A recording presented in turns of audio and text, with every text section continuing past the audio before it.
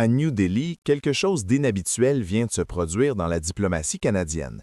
Après une crise majeure entre Ottawa et l'Inde, le gouvernement canadien affiche un reset assumé, mais sur un terrain miné, parce que le contentieux sécuritaire n'a pas disparu. La vraie question, c'est celle-ci.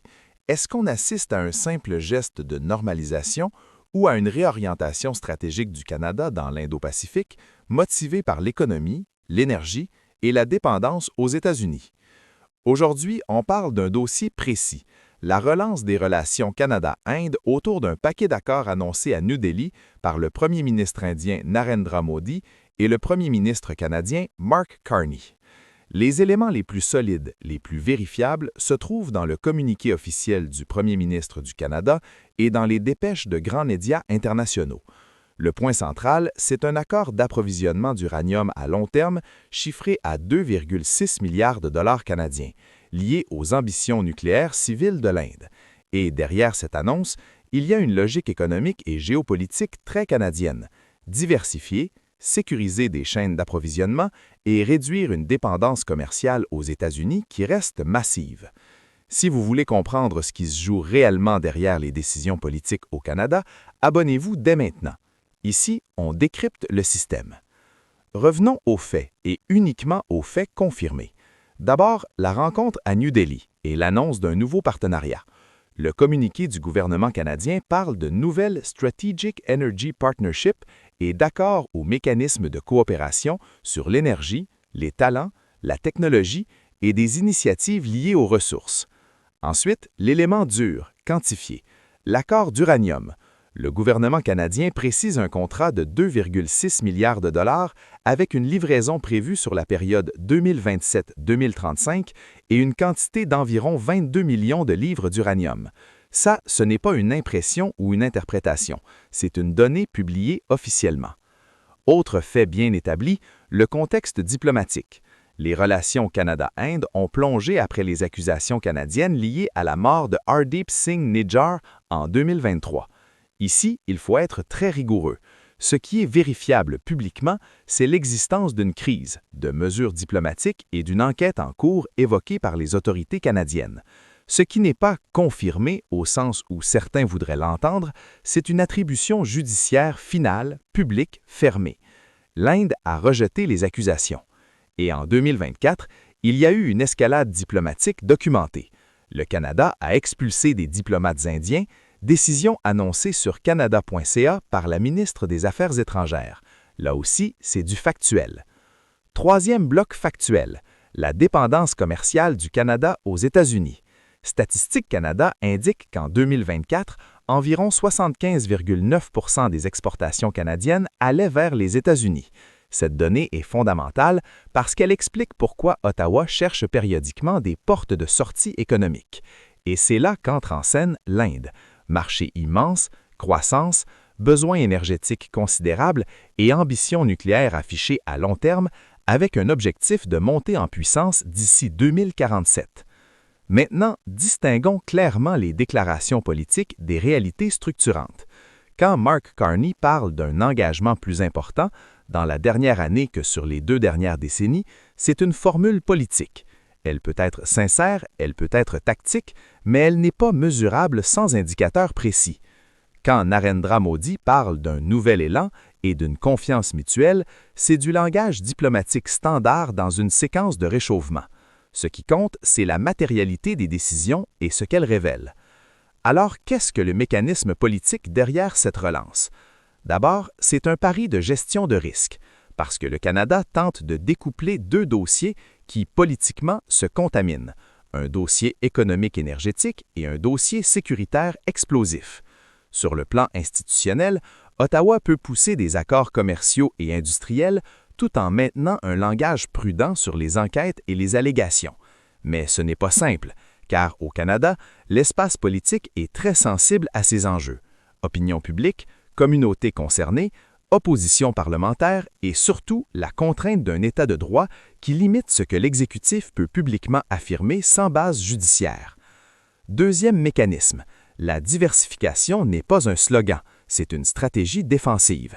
Quand un pays envoie près de 76% de ses exportations chez un seul partenaire, il est vulnérable aux cycles politiques, aux tensions tarifaires et aux renégociations d'accords. Peu importe l'administration américaine, la réalité structurelle demeure. Le Canada a intérêt à élargir son portefeuille. Et dans ce cadre, l'Inde devient un partenaire potentiel sur plusieurs axes en même temps: énergie, technologie propre, minéraux critiques et coopération industrielle. Troisième mécanisme, la logique des chaînes d'approvisionnement. L'Inde veut des minéraux essentiels, des capacités et de l'énergie stable. Le Canada possède des ressources, des entreprises et une image de fournisseur réaliste que le gouvernement met en avant. L'accord d'uranium joue un rôle de signal. Ottawa se positionne comme partenaire d'un grand projet énergétique indien. Et ce signal n'est pas seulement commercial.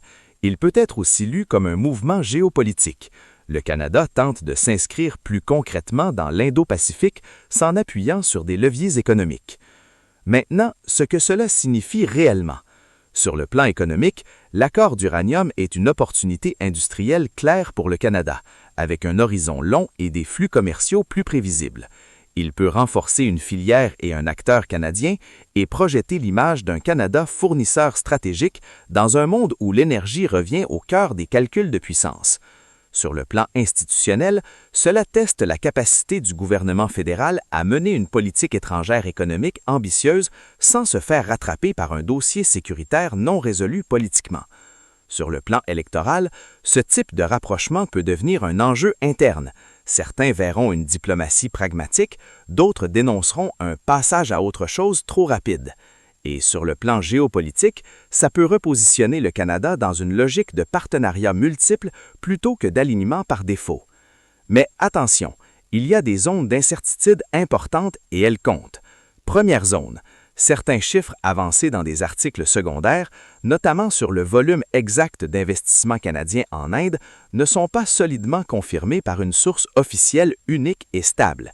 Le communiqué du gouvernement canadien parle d'un niveau d'investissement total direct et indirect supérieur à 110 milliards de dollars en 2024, ce qui ne colle pas forcément avec d'autres chiffres repris ici ou là. Donc, dans une vidéo sérieuse, on ne bétonne pas ce point, on en mentionne comme une chiffre rapportée ou on se tient aux chiffres du communiqué officiel. Deuxième zone, le calendrier commercial. L'article évoque des ambitions de conclure rapidement un partenariat économique global, mais les formulations varient selon les sources. Le communiqué canadien parle d'un objectif cette année, d'autres dépêches parlent plutôt d'une fenêtre plus tardive. Donc, prudence. L'intention est claire, l'échéance exacte est plus floue. Troisième zone, la plus sensible, les accusations liées à l'affaire Nidjar. Il faut le dire proprement.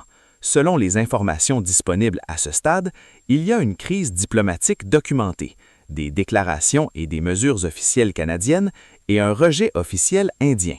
Le reste relève d'un processus d'enquête et d'éléments qui ne sont pas totalement publics. En clair, on ne transforme pas une allégation en verdict. Et c'est ici que la tension contrôlée est réelle. Ce n'est pas simplement un contrat d'uranium, ce n'est pas une annonce anodine de coopération. Ce qui se joue ici dépasse l'énergie. C'est un test de crédibilité de la politique étrangère économique du Canada, parce que Ottawa veut ouvrir une nouvelle séquence avec l'Inde tout en gérant un passif diplomatique et sécuritaire qui peut ressurgir à tout moment. Et plus le partenariat devient concret, plus l'exigence de cohérence politique devient forte. Conclusion stratégique. Sur le papier, le Canada vient de sécuriser un accord tangible, long terme et hautement symbolique sur l'uranium, dans une démarche plus large de relance et de diversification. Les faits centraux sont confirmés par des sources solides, notamment le communiqué officiel du premier ministre et les données de Statistique Canada sur la dépendance commerciale aux États-Unis. Mais l'équation globale reste délicate. Bâtir une relation économique ambitieuse avec l'Inde, tout en laissant en suspens politiquement un dossier sécuritaire extrêmement sensible. La question ouverte, c'est celle-là.